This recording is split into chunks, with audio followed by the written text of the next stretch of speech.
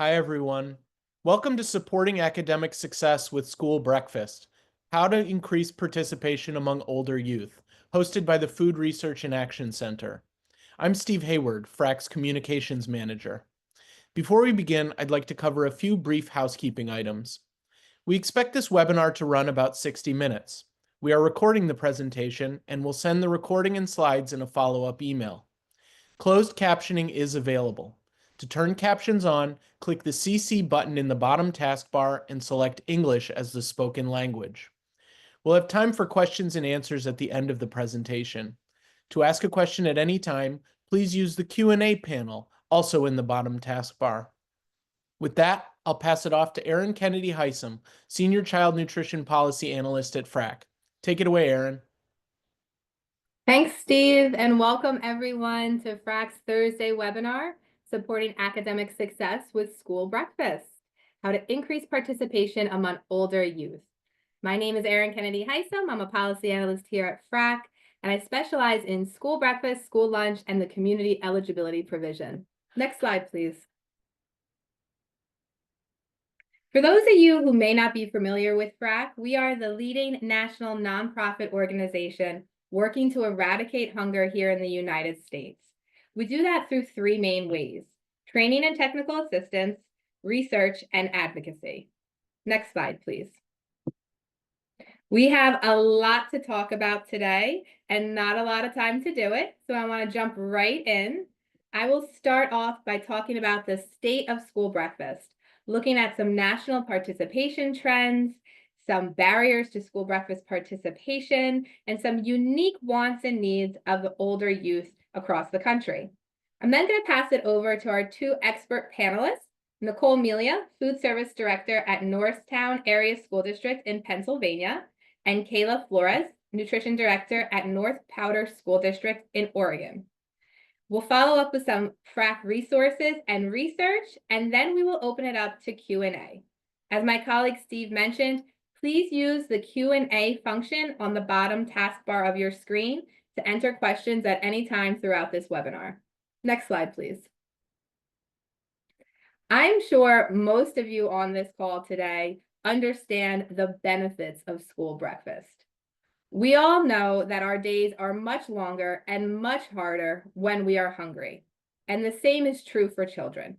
Children cannot learn on an empty stomach. And time and again, we hear from teachers and administrators how hunger in the classroom disrupts learning in their classroom. Research shows us that school breakfast is associated with improved health and academic outcomes for students. Participating in school breakfast improves dietary intake, reduces food insecurity, and strengthens health outcomes. It also supports learning, right? So school breakfast program is tied to improved behavior, better attendance, and better academic achievement.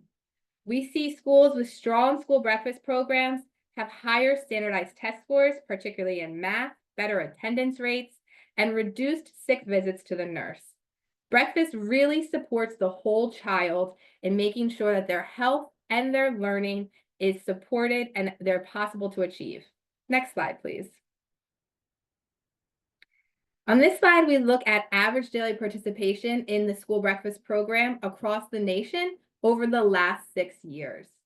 So starting way back prior to the pandemic, which feels like a lifetime ago, I know, back in 2018, 2019, we had an average of 14.6 million children participating in the school breakfast program on an average school day. That was on trend to increase in 2019, 2020. But we all know what happened in 2020, the COVID-19 pandemic. In March of that year, most schools around the country shut their doors to in-person learning, and we see a dip in breakfast participation. That downward trend continued in the 2020-2021 school year when much of the country was still in a virtual or a hybrid learning format. Children came back into the classrooms in 2021-2022, and during this school year, federal waivers allowed all schools to serve all children free school meals, really showing the power and the possibility of healthy school meals for all. And that's where we see this peak in breakfast participation. The following school year, those waivers went away, and most of the country returned to a traditional system where students were determined eligible for either free, reduced price, or a paid meal. And we see that drop in school breakfast participation, meaning many of the barriers to school breakfast had returned. Last school year, we saw another increase. Up to 15.4 million children participated in school breakfast on an average school day last school year. And this is thanks to states adopting policies such as universal breakfast, CEP subsidy, or healthy school meals for all, as well as a strong increase or a significant increase in schools adopting the community eligibility provision, which we'll talk about in a few slides. Next slide, please. Every few years, the CDC releases the Youth Risk Behavior Survey. And this is a survey of high school students that looks at health and nutrition behaviors. In 2023, the YRBSS found that 75% of high school students did not eat breakfast daily. It's a significant number of students that are missing out on all the important benefits of school breakfast. And this was a decrease, or the number of children who ate breakfast daily had decreased over the prior decade. Next slide, please. There are many barriers to breakfast. And when I think about barriers to school breakfast participation, I think about the barrier to the individual student as well as the barrier to the operator or the school nutrition department. Looking first at the student themselves, stigma remains a barrier to participation in school meals. Oftentimes, children, particularly older children, middle and high school students, don't want to be viewed as any different from their peers. And participating in breakfast, specifically when it's in that traditional tiered system of free, reduced price, and paid, or when it's served before the start of the school day, far away from where kids congregate in the morning, can overtly identify a child as being needy or in need of breakfast. And this stigma, this social stigma, prevents many children, particularly older children, from participating. We know this stigma persists because when schools adopt a universal free breakfast program or community eligibility provision, or a state adopts healthy school meals for all policy, participation increases.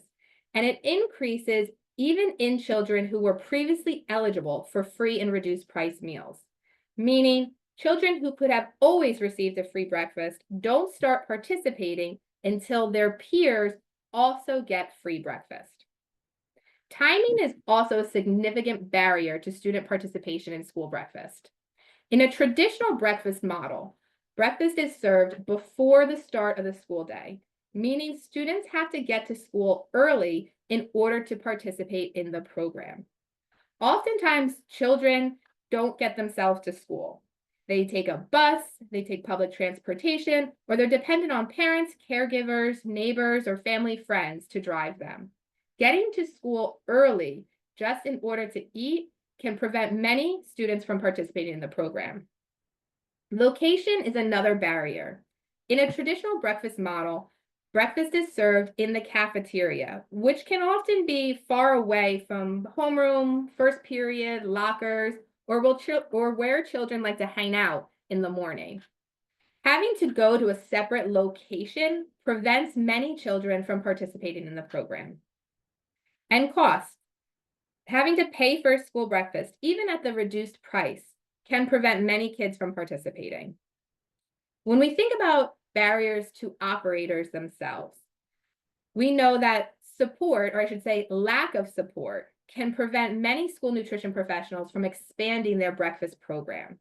While school nutrition professionals may be in charge of school nutrition operations, a strong and robust breakfast program really requires the support of the entire school community, students and their families, custodial staff, teachers, and administrators. School nutrition departments are also struggling with staffing shortages and high labor costs, as well as menu availability for items that they can serve at breakfast. And all of these can be a barrier to increasing breakfast operations or expanding their programs. Next slide, please. But we know that there are two main ingredients to a strong school breakfast recipe. The first is healthy school breakfast for all, offering free school breakfast to all students, regardless of individual household income. And the second is breakfast after the bell, incorporating breakfast into the school day, therefore omitting that barrier of timing and location. Combined, these two best practices are the foundation of a robust breakfast program. Next slide, please. There are a variety of ways that schools may be offering free breakfast to students. I think one of the most popular ways is the Community Eligibility Provision, or CEP. CEP allows high-need, high-poverty schools to offer all students school meals at no charge. It's been available nationwide for over a decade now, and we've seen tremendous growth in the program. Provisions 2 and 3, while not as popular as CEP, are still options under the National School Lunch Program that allow schools and districts to offer free meals to students. And general non-pricing. A non-pricing model is when a school or a district decides on their own to cover the cost of offering all students free school meals. Next slide, please. This slide takes a look at community eligibility adoption over the last 10 years. And as you can see, we've had tremendous growth in the program with over 47,000 schools implementing CEP last school year. That is 1 out of every 2 schools using CEP to offer free school meals to all of their students. Next slide, please. Breakfast after the bell. There's a variety of different ways that schools are bringing breakfast into their classroom and into their school day. These 3 methods here, breakfast in the classroom, grab and go, and second chance, are the most common ways that schools are implementing breakfast after the bell. Sometimes schools will use one of these models, sometimes they'll use a combination of models, but we are continuously impressed with the innovation food service directors are employing within their operations, and we are often seeing new and different ways that school nutrition departments are reaching students with school breakfast. But let's take a look at some of these models on the next few slides. Breakfast in the classroom is just what it sounds like. Serving and eating breakfast right in the classroom. Meals are delivered to homeroom or first period, and children consume those meals right there in their class. USDA released an email a number of years ago, and in it, it said over 40% of students who have never participated in school breakfast say they would do so if eating in the classroom was an option. Next slide, please. Grab and go is another popular model, particularly in middle and high schools. Grab and go is when the school nutrition department sets up carts or kiosks in high volume areas, excuse me, to serve breakfast from. Children come to these locations, grab a breakfast, and then go to their first period.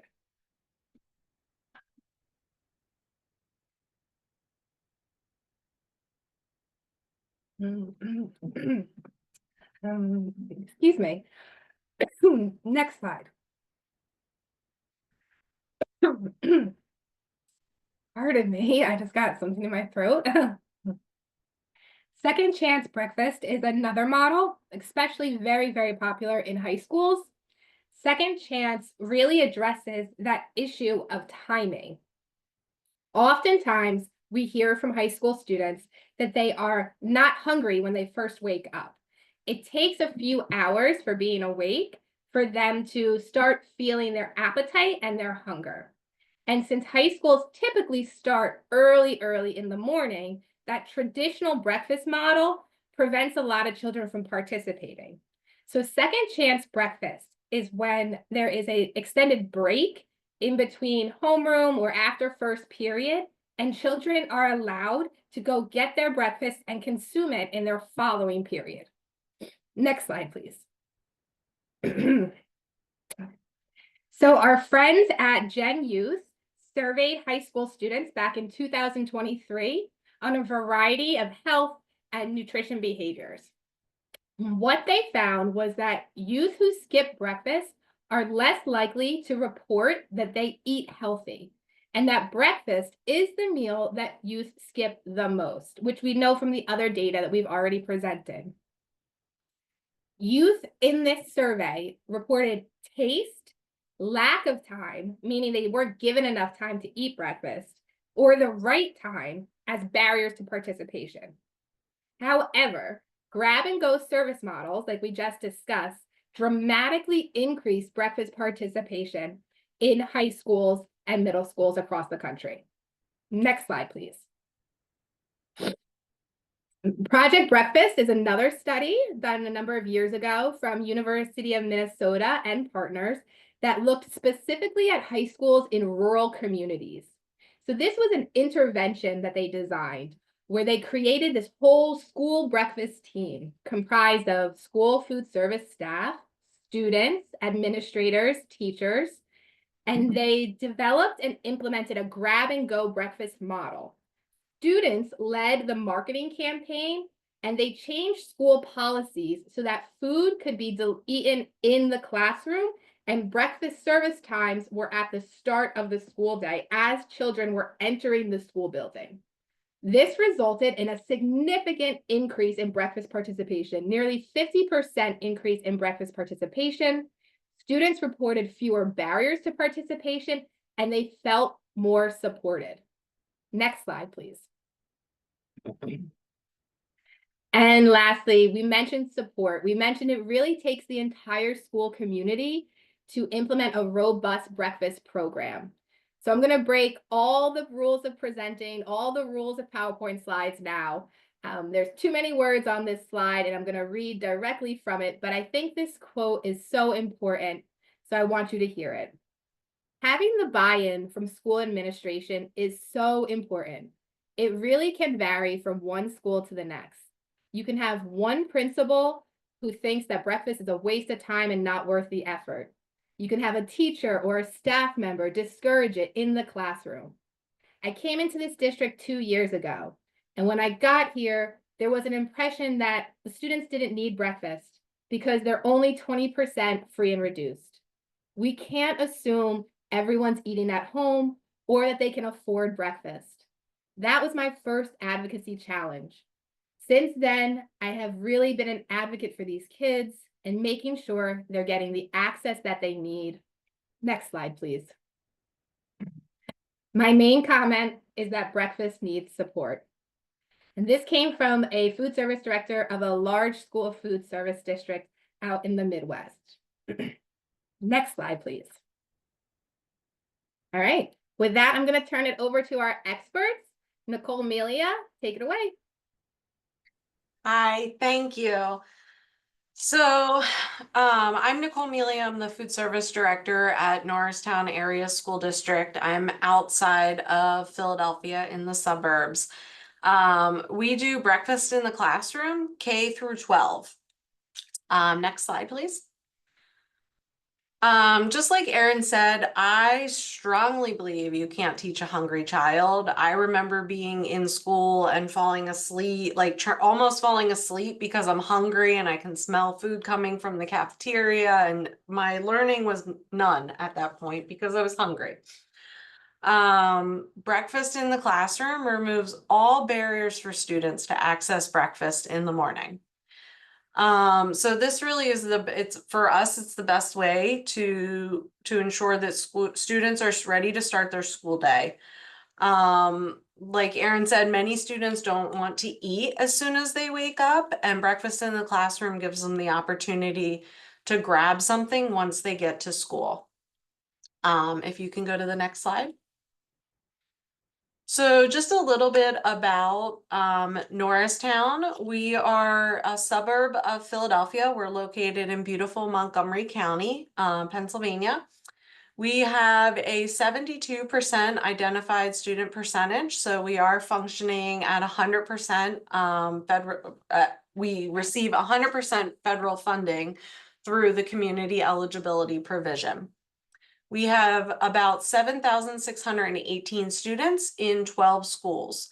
We have 7 elementary schools that go to 3 middle schools and that go to 1 very large high school and then 1 much smaller alternative high school that's about 80 students. Let's see, I think the next slide, please. So we do, like I said, breakfast in the classroom, K through 12. We are serving over 4,500 breakfasts every single day. Our high school is doing close to 1,800 breakfasts every day. After COVID, we went breakfast in the classroom. Now I can't take credit for this program. I will say I've only been here since October, but the previous director, assistant director, and the team here at Norristown is amazing. And they implemented this program and have rolled it out, and I continue to be amazed by the numbers that we're doing. You can see we have a 61% average daily participation school district-wide. At our high school, we're at a 62% ADP. Our middle school, we're at 58% ADP, but that one school brings down that ADP at about 45%. The other 2 schools are at 68% and 69%. Our highest participation rate is 74% at one of our elementary schools. I will tell you, we do have one of the highest breakfast participations in the state, and I think it is because we do K through 12 breakfast in the classroom. Not many districts do high school breakfast in the classroom. Prior to doing breakfast in the classroom, our district was at about 11% participation. So you can see that this really had an impact in meeting that student's needs, and really made it so easy for students to get breakfast. They just don't have to worry about it. It's just there in the morning for them. Next slide, please.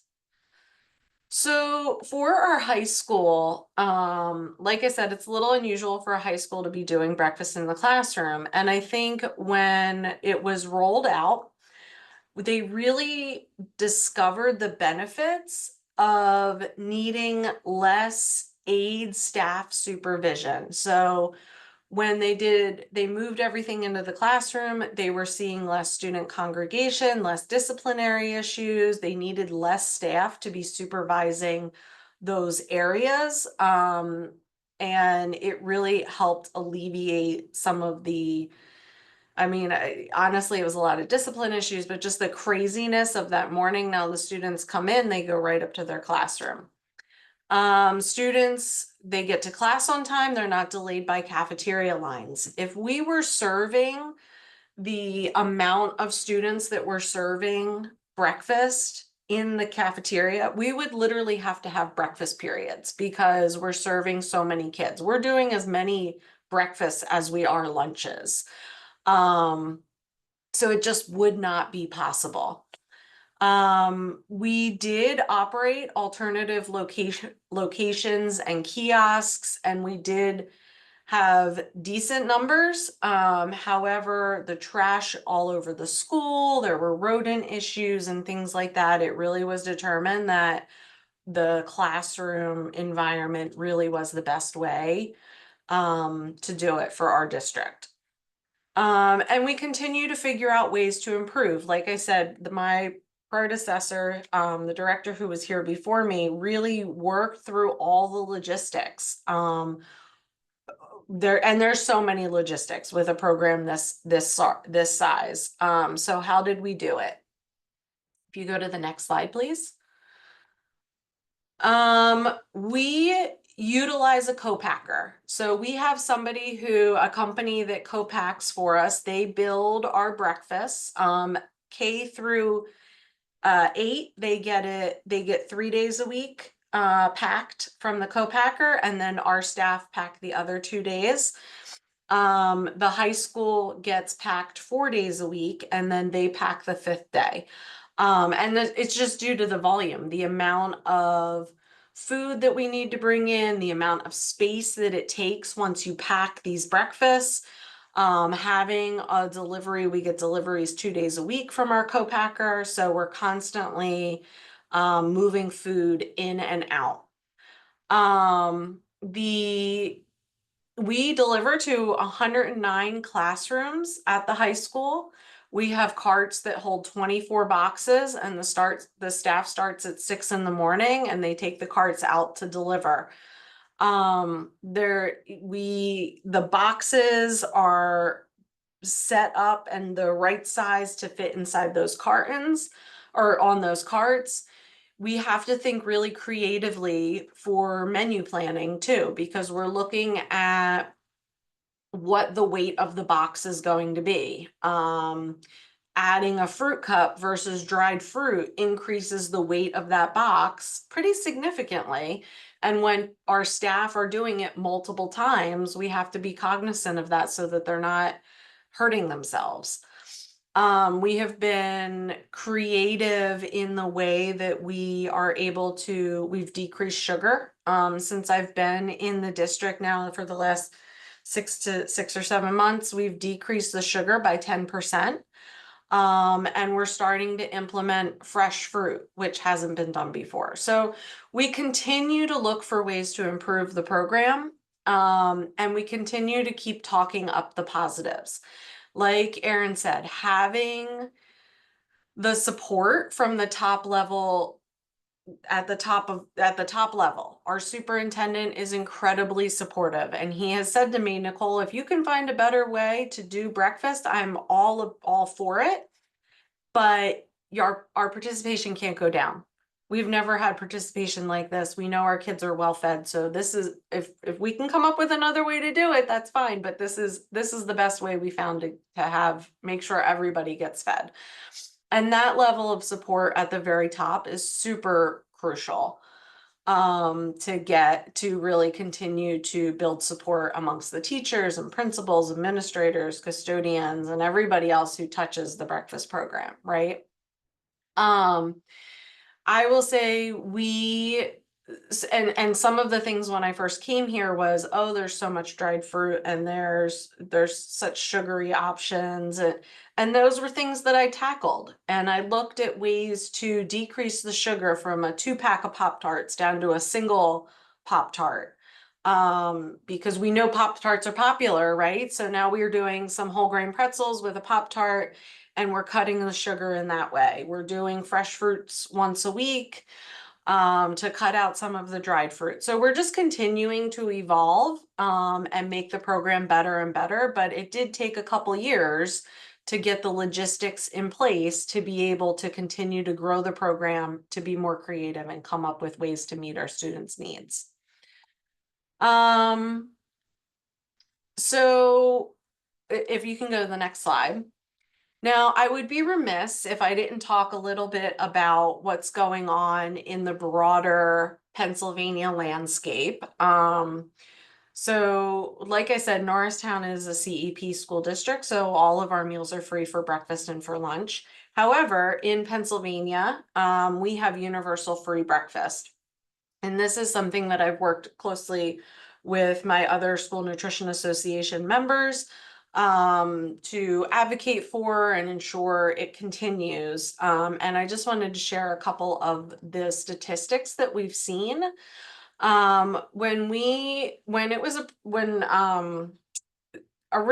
the state used ESSER's funds to cover the extension of universal breakfast after the USDA waivers went away. And then Governor Shapiro did add it into the budget, and it has been added to school code and funded since then. We have seen that breakfast participation continues to increase. Every year it's increasing. In 2023, we saw a 52% increase in our regular school breakfast program, with a 45% increase in the severe need breakfast. We also saw a statewide increase of 18% participation of free and reduced eligible students. So this really talked to the stigma issue that was preventing students from participating in breakfast. And that a universal meal program doesn't just benefit those who are paying, but it also benefits the students that are free eligible as well, because they no longer may be stigmatized. Last year we did, in Pennsylvania alone, we did 6.6 million more meals than were served the prior school year, when meals were not universally free. So through this change in our state, we really have seen that breakfast has become part of the school day. It's ensuring that schools are making sure we really, any school, whether you're CEP or not CEP, you're ensuring that at least one meal a day is available for every student, whether they're over the reduced price meals, those GAP students who just can't quite make ends meet. And we're really seeing the benefits of it in our participation and the funding of our school meal program. So I am going to wrap it up there and turn it over to our next presenter. Thanks, Nicole. I think that was really fantastic, and what a great perspective. I particularly love how you talked about moving breakfast in the classroom, even at the high school level, which we don't see that often, but the result that had on early morning supervision, right? And like that is such a selling point, or such a benefit to the larger school community, right? Like the entire school community is strapped for staff, honestly.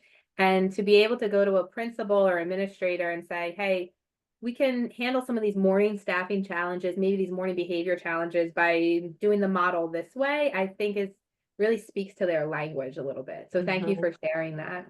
I know a number of questions have come through the Q&A. We will hold them to the end. But if you do have any questions for Nicole or for Kayla, or just in general, please enter them in the Q&A, and we will save time at the end of the webinar to address them.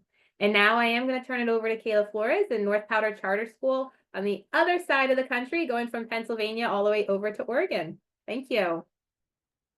Hello, everyone. I'm going to do my best to follow up Nicole. Her school is much larger than my tiny Eastern Oregon one, but we'll get going. So I was a school cook for 3 years, and that is when we looked into starting the Second Chance Breakfast program. I then left for a year and then came back as director. It was a lot to get going, but we are a small school, so that helps. But we do preschool through 12th grade, just one school. We serve out of one cafeteria. We have 2 buildings, so our high school, middle school is across just a small parking lot area. We operating CEP now. We are still at a very low student identified percentage. We're at about 34%. We would be much higher, but we're in a small farming community, and we have a lot of proud parents that don't want to turn in applications, don't want to help it be identified. So it took us a long time to get on CEP until they upped the percentage rate so we could qualify. And once we did, that helped our numbers go up even more. But we were in SLP when we first started it, which was part of the challenge of getting going. But next slide, please. So before we started Second Chance Breakfast, we served only in the cafeteria from 7:30 to 8 the first part of the morning, and we would serve about between 70 and 85 students in the morning. We were missing most of our middle school, high school. And then we started Second Chance Breakfast, and we see about an average of 100 students over there. Today was 115 this morning. So it has been huge for our program. When I was comparing numbers, which I skipped over COVID times just because those numbers are wild. I went back to 2018. And so we have about 260 students in our school for pre-K through 12th. And in 1 month, comparing our February numbers, we served a little over 1,100 more meals in 1 month after adding a Second Chance Breakfast program. So the numbers speak for themselves. But next slide, please. So as I said, our school is located in one building, but we have a second building for middle school, high school. Those kids, they just don't want to come over in the cold. It's cold. They don't want to come over. Also, our younger students love them, so they get attacked when they come over to our building because they think they're amazing. So they didn't want to come over. They also don't want to come over when it's cold, and also because they want to sleep in. They don't want to be at school early. So we decided we needed to start something. We spoke to our principal first. She was incredible and suggested that we go forward with it. So we also talked to our superintendent, and they're both in our building. So we went over to them, and they suggested we go to area schools and watch what they did. So we did. We traveled over to Hermiston, Oregon, and they had been doing Second Chance Breakfast for years. So we went over there and observed how they ran their program, and we learned things we liked and that we didn't like. And then we came back and next slide, please. So we had a meeting with our high school, middle school team. We had a few teachers that were not fully on board. They were worried about the mess in classrooms. They were worried about students being late to class, depending on when we did it. So setting up a time schedule for when to have second chance breakfast was part of our hurdle we had to jump over. So we decided that by making that passing period between first and second period 2 minutes longer, it allowed our students to get to second chance breakfast, pick up their meals, and take them back to class to eat them. Everyone else was really on board. They knew the studies of how breakfast impacts students in the classroom. So they were all really on board, which was so helpful. So we started the next quarter. We put posters up around the school. We announced it at meetings, at any assemblies we had. We did it on social media.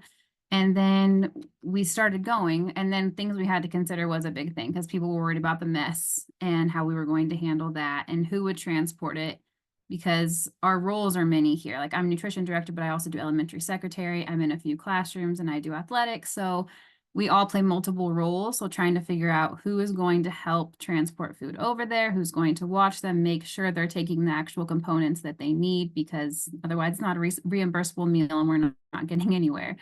But we did figure that out. At first, our student council picked up the trash. They would put it outside of the classroom.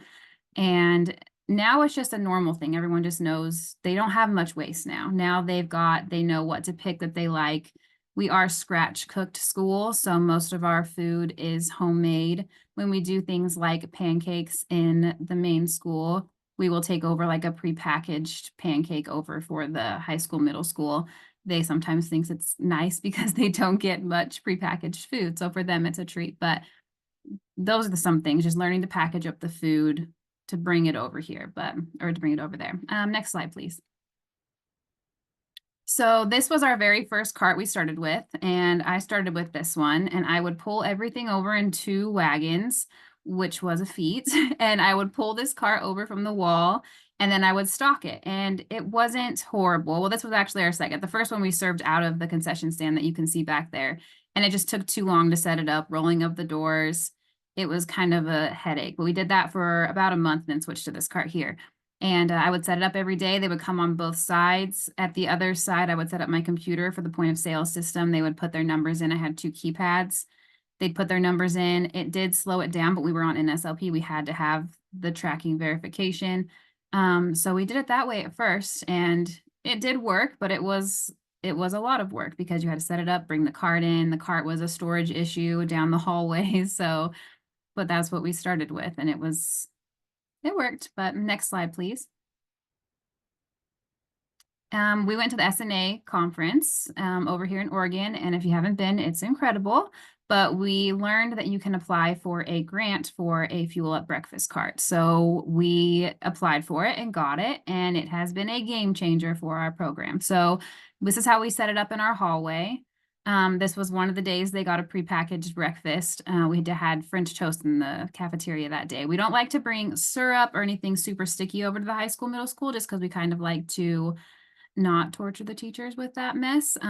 So anything that's sticky, we leave behind. We do bring them ketchup, salsa, sour cream when we do eggs and things like that. But so we set this up. We put the milk in 2 crates, and we set them up on the cart.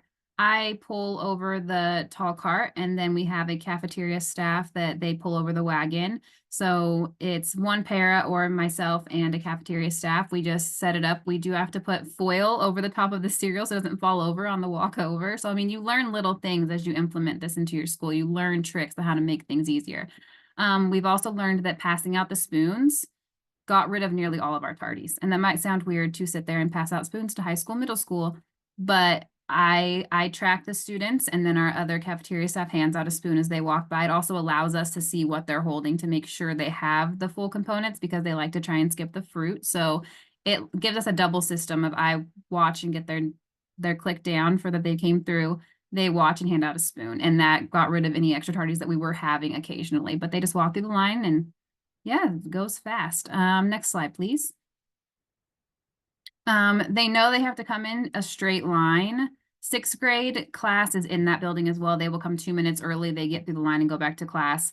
And that just allows them to get back to class and out of the way of the high school, middle school, because they are rowdy and bigger than them. So it just kind of saves us time and gets them in and out.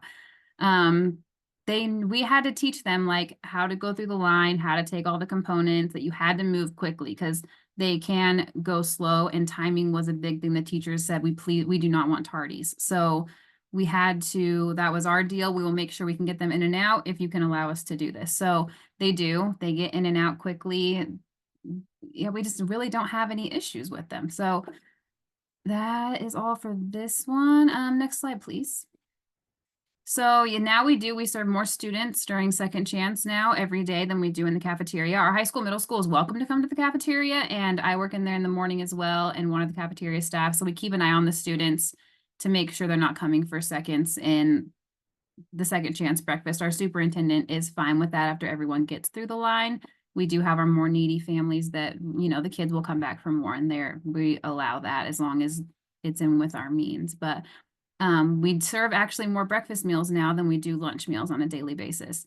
We have an open campus at lunch, so we lose some of our children to the local stores that have pizza every single day. But so our breakfast numbers are higher than our lunch numbers now.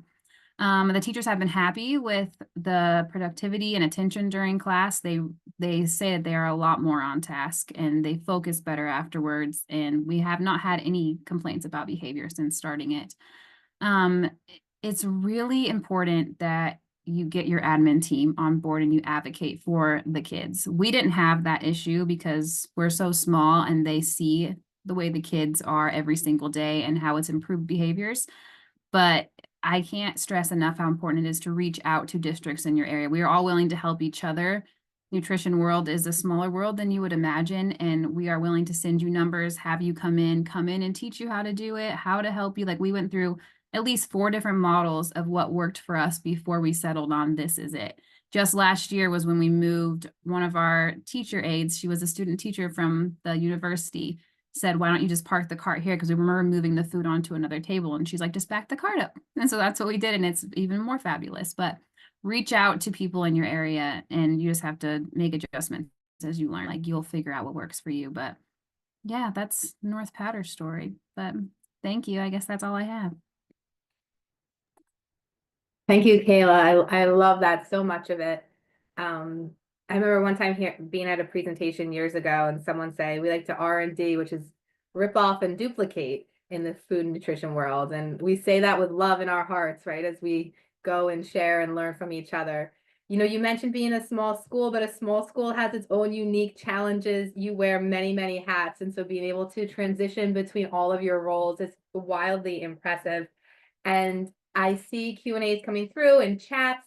I am sure someone is going to follow up asking for some of your scratch cooked recipes or your SOPs for non-operators. That's your standard operating procedures on how you are making scratch cook work in your school districts. So we're going to touch a little bit on some research and resources. You see the link here. It's our FRAC breakfast page. Next slide, please. So we have a variety of resources available to you on our webpage. The research and the data that I shared at the top of the hour is available for you to look through in our report formats on our breakfast page, on our school lunch page, and on our community eligibility page, of course. We talk a little bit about the history of the school breakfast program. We have research briefs about the benefits of breakfast and the links between health and student achievement and academic learning. So those data points that I talked about, or talking points earlier on the webinar, are in a research brief that looks at the actual research, links to the research, gives you the citation, and feel free to download them. Some of these expansion strategies, rules and regulations, and then special topics like operating the school breakfast program in rural communities. I want to highlight this one resource that my colleague Shanella has dropped in the chat for you, supporting academic success with school breakfast. Big thank you, shout out, gratitude, and appreciation for the National Dairy Council for helping support the development of this resource. It is a guide specifically for secondary school principals to talk to them about the benefits of school breakfast, the links between that breakfast and academic outcomes, and how they can implement strong breakfast programs in their own schools.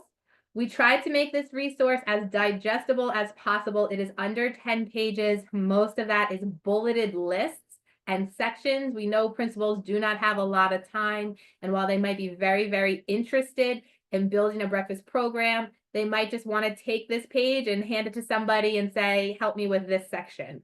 So please check it out. We are dropping the links in the chat for you to look at, and we hope it is helpful. As with all of our resources, if you have any recommendations, if you see any gaps in the needs and what is developed, please reach out and let me know.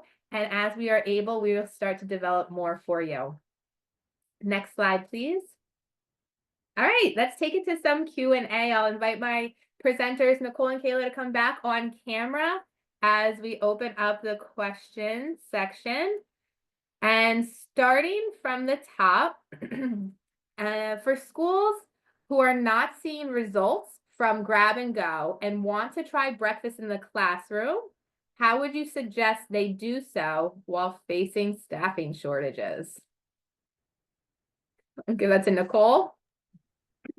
So I actually would say that I think we do better with having staffing shortages with breakfast in the classroom. And I say that because you don't need people cooking food in the morning and serving, and the number of kids that we would be serving and the number of staff that we would need for that. We really just need a couple people to come in to take the carts out. So like at the elementary, it would be like one staff member coming in to take the carts out to all the classrooms. We need one staff, I think there's 4 staff members who do it at the high school who go out. So we have actually found that it works better to some extent in pushing off the incredible urgency of it's 5 a.m. and people are calling out like, oh my gosh, I have to get somebody there by 6 o'clock so that breakfast can be cooked and ready and served and put on the line, and somebody needs to be cashiering and all of that. This is a little bit easier to push that rush off, like, okay, now it's 9 o'clock and we have to rush to figure out how to make the fill. So I would say it's a different kind of need for the staff, but it's a different, it does still work short-staffed. Yeah, I would agree. In a prior life, I worked school nutrition operations for a large school district at a 50% staffing rate, which was fun times. I did get my steps in though, which I don't do anymore. And a lot to think about is like the menu itself, right? So if you are operating an after-school snack or supper program, or if you do grab and go lunches, you can model menus throughout the week so that if staff are packing after-school supper and its components are going to be matching breakfast, they can do it all in once, right? Get your mise en place up, line it all up, pack it ahead of time. And then in the morning, as you're doing breakfast in the classroom, the bins are packed and ready to go from the main staff during lunchtime in between maybe service lines. And then they're being delivered to the classroom by 1, maybe 2 person, depending on how big your school is. But everything is really prepped ahead of time. I think there's a lot of uniqueness to staffing models in individual schools, but to Kayla's point earlier, reach out and let's connect you with somebody that has a similar size district, a similar average daily participation, and see if we can find someone that you can either talk with or maybe even go visit for a day to see how they are laying out their staffing hours and their labor hours. So the next question says, thank you for addressing the sugar content in breakfast. This is a major reason I hear that teachers and parents aren't on board with breakfast. You mentioned decreasing particular items that are sugary. Any ideas for increasing protein rather than just more carbs? And I do want to just point out too, USDA's recent update of the nutrition standards does address added sugar content for the first time. So kudos to USDA for looking at added sugar content of school meals. Those standards will be phased in gradually over the next few years, but we will start reducing the added sugar content, which is higher in breakfast, not so problematic at lunch. But would anyone like to take that? Ideas for increasing protein rather than just more carbs? Yeah, so I can jump in there. So how we did that, what protein? So yes, I did take like the 2-pack Pop-Tart, and now we do a 1-pack Pop-Tart and some pretzels. We also do sunflower seeds. So we have sunflower seeds available for the kids it's one of their options. We also I found a couple companies that have shelf stable yogurt. I just found one that's local here in Pennsylvania. It's called Backpack Yogurt. And it's phenomenal. It is an amazing product. And it is shelf stable. So we've been adding that into breakfast to help add some protein in. We also have done some dried chickpeas. So we're trying to think outside the box and come up with some different things that aren't conventional breakfast items. I know when folks really are looking for breakfast or decreasing sugar, they're looking at adding in eggs and things like that. Breakfast in the classroom, that is obviously really tough. But I also we get a lot of concerns about food allergies with eggs too. And then all of a sudden now eggs are in the classroom. So, what we found is adding in things like the yogurt, the sunflower seeds, kind of taking some non-conventional breakfast items and adding them in at breakfast. Yeah, we did sun butter and string cheese and that stuff as well. Kayla, you mentioned serving eggs. Do you do that in your grab and go format? We do eggs. Okay, we do a breakfast sandwich that's an English muffin with eggs and sausage on it. We'll take that over there.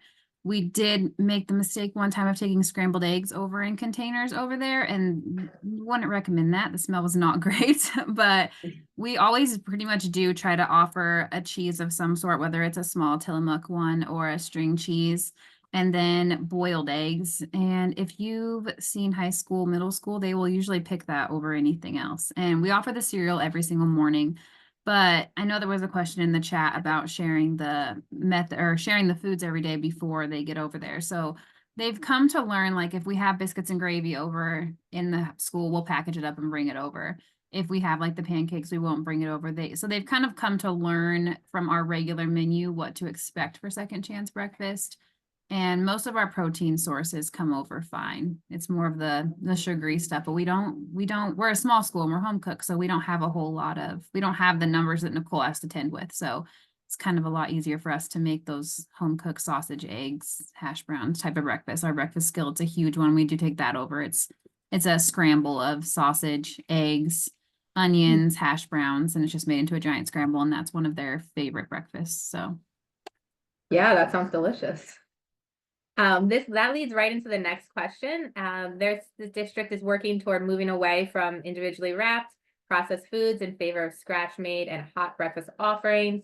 With that in mind, how can schools effectively balance this goal with the continued need for alternative breakfast models, breakfast in the classroom, grab and go, second chance? And Kayla, I think you just kind of addressed some of that in your comment prior. Yeah, that one can be tricky because our funds that come in do not cover completely what we do on our nutrition level. So our superintendent puts funds into an account for us to be able to continue to do scratch cooking because it is more expensive in the long run, unless, well, it depends on what you do, I guess. So it can be cheaper than the prepackaged stuff for sure.